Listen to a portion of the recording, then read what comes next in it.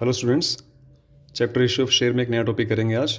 Topic का नाम है अंडर सब्सक्रिप्शन ऑफ शेयर्स।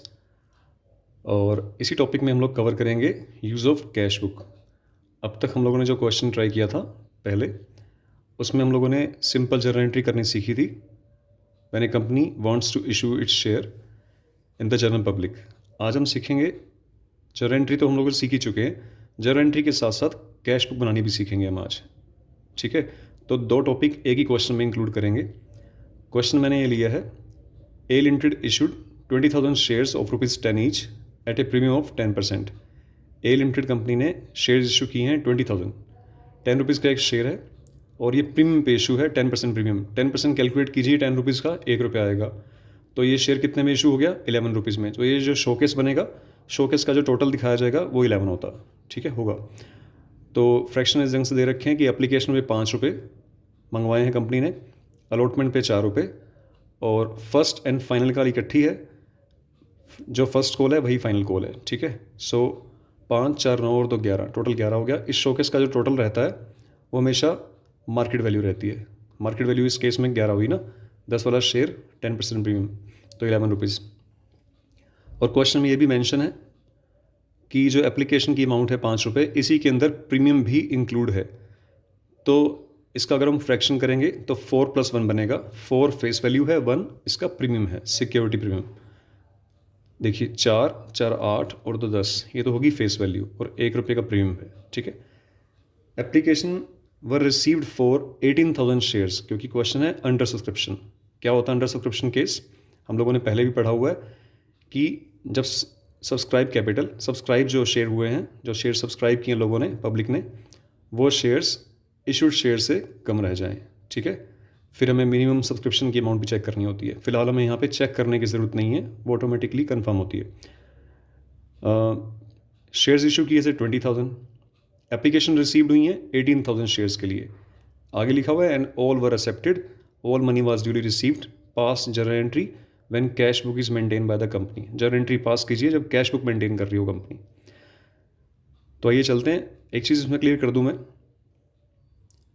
भले ही शेयर्स इशू किए थे कंपनी ने 20,000, लेकिन जब एप्लीकेशन ही 18,000 शेयर्स के लिए रिसीव हुई हैं तो सारा क्वेश्चन जो बनेगा हमारा वो 18,000 शेयर पे बेस्ड होगा।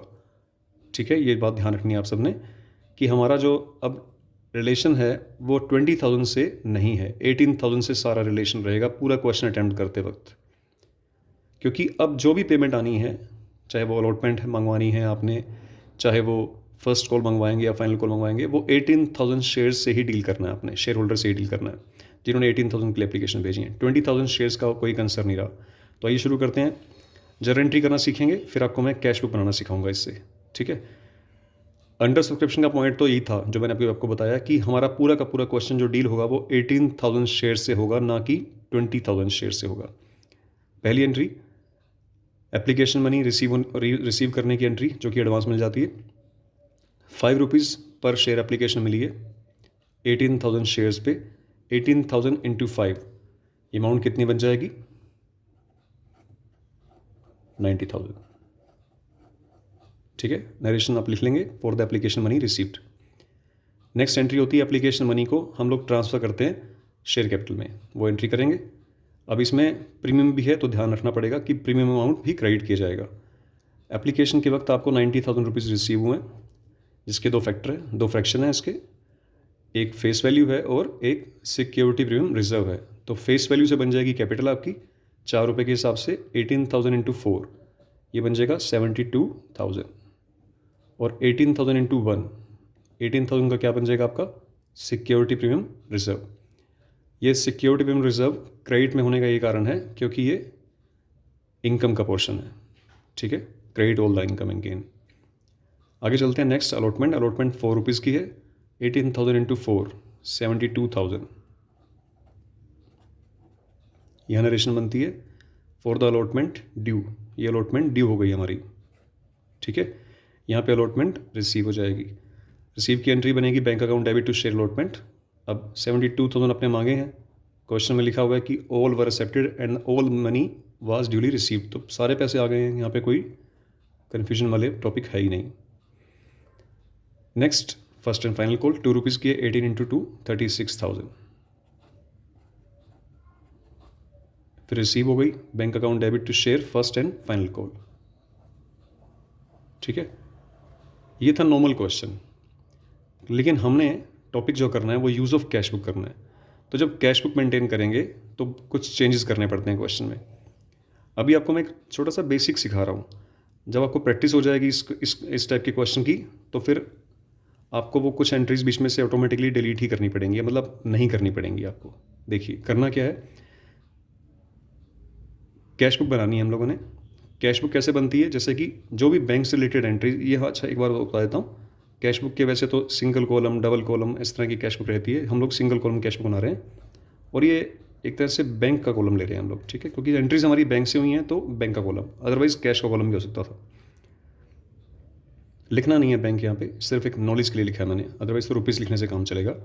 ये कैश बुक की डेबिट साइड है, ये कैश बुक की क्रेडिट साइड है। जैसे किसी भी अकाउंट की होती है टी शेप अकाउंट की, left hand side debit side और right hand side credit side. पहली एंट्री देखिए, bank account debit to share application. अगर मैं इसको यहाँ पे पोस्टिंग करूँ, इस एंट्री की पोस्टिंग कैसे होती है, bank account debit to share application. Bank account debit है तो डेबिट साइड में पोस्टिंग होगी इसकी, और टू पड़ोसी का नाम आएगा शेयर एप्लीकेशन अकाउंट। अमाउंट आएगी 90,000। ठीक है, नेक्स्ट एंट्री देखिए। नेक्स्ट एंट्री में कहीं बैंक नहीं है तो छोड़ दीजिए इसको। इस एंट्री में बैंक है, नहीं है, छोड़ दो। बैंक है इसमें, यस। बैंक अकाउंट फिर से डेबिट है तो डेबिट साइड में पोस्टिंग होगी इसकी, और पड़ोसी का नाम आएगा, पड़ोसी है इसका शेयर अलॉटमेंट, जो पड़ोसी वाला अकाउंट है शेयर अलॉटमेंट अकाउंट। अमाउंट है 72,000 रुपीज़।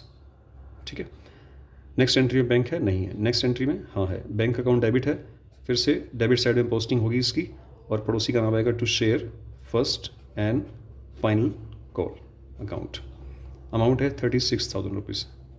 इसके अलावा कोई एंट्री नहीं है हमारी, तो टोटल हो जाएगा इसका, टोटल कर लीजिए इसका 1,98,000 रुपीज़ टोटल हो गया। और इस अकाउंट को क्लोज करने के लिए हम लिखेंगे by balance carry down 1,98,000, 1,98,000 rupees. Cash book complete हो गई। लेकिन जो ध्यान रखने वाली बात है, जो मेजर चीज़ है, वो ये है कि when the cash book is maintain bye A business, उस वक्त, क्योंकि कैश बुक जो होती है वो ड्यूअल पर्पस प्ले कर रही होती है। Cash book is a journalised ledger. Cash book अपने आप में जर्नल भी होती है और लेजर भी होती है। तो when the cash book is maintain by the businessman, then the entries of bank and cash will not be maintain in the journal book. तो ये जो बैंक की जो एंट्रीज हैं, ये एंट्री जो जहाँ जहाँ बैंक मेंशन है जिन पे, वो एंट्री कट हो जाएंगी हमारी। मैं आपको बता रहा था पहले कि जब आपको प्रैक्टिस हो जाएगी इस चीज़ की, तो आपको ये एंट्री करनी ही नहीं है। अगर गलती से आपने कैश बुक मेंटेन कर दी और ये वाली एंट्री को भी आपने एज इट इज़ छोड़ दिया, तो क्वेश्चन गलत माना जाएगा आपका। तो हमें क्या करना है, पहली एंट्री कौन सी है आपकी, एप्लीकेशन वाली, जो ट्रांसफ़र करने की। सेकेंड एंट्री अलॉटमेंट ड्यू की, और third entry first and final call due की। बस 3 ही एंट्री करनी है और बाकी कैश बुक बनानी है आपने।